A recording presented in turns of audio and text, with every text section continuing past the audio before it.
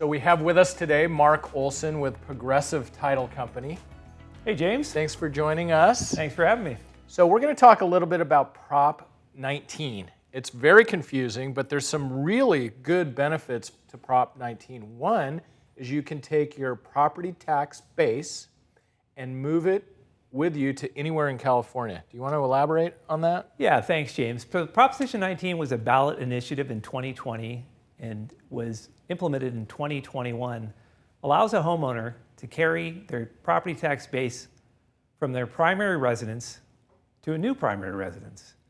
And the exciting part, as James was just alluding to, is the fact that you can both downsize, buy a home of lesser or equal value, or carry it forward to a home with a higher sales price.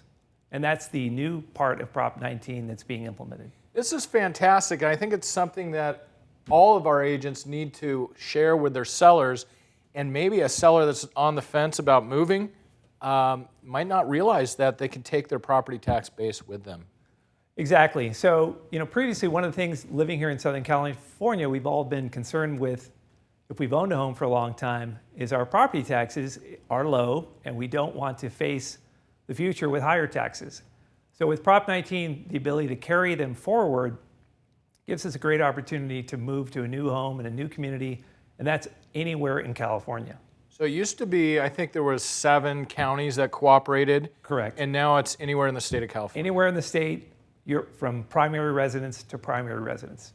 So that is the positive component of Prop 19, but there's one that's not so positive, and it's the parent-to-child transfer. Can you elaborate on that? The parent-to-child transfer component of Prop 19 has both positive and negative aspects. Positive is, of course, allowing a parent to transfer their property to their child and for the child to keep the property tax basis. The negative can occur when a parent has lived in a property for a long time and the property is appreciated substantially. Let's start with a $4 million property that had an assessed value of $500,000, meaning that the owner had owned it for many years. Previously, a parent could transfer that property to their child and the child would take over that same assessed value. Although the property was worth $4 million, the assessed value was only $500,000. Property taxes were low. The game has changed. Now there will be a partial reassessment. The way it works is this: that same $4 million property with a $500,000 assessed value, you will add a $1 million exemption and then pay the difference in taxes from the $1.5 million up to $4 million. So that's a significant increase to a child taking over a parent's home. Yes, the short version of that story is that assessed value, instead of paying taxes on $500,000, the child would pay taxes on $3 million. And that child actually has to move in to that home and use it as their primary residence, correct? Right, so the parent-to-child transfers has to be the parent's primary residence as well as the child's primary residence. So that, I think they kind of slipped that in on Prop 19. A lot of people didn't know when they were voting yes on Prop 19. They didn't know they were going to get stuck with that. That is one of the hidden portions of Prop 19. The key, regardless of the assessed value, if someone wants to take advantage of the parent-to-child transfer, is that the child does have to file the Prop 19 form and file a homeowner's exemption to prove to the county that it is an owner-occupied property within a year. I hear that process is quite tedious right now.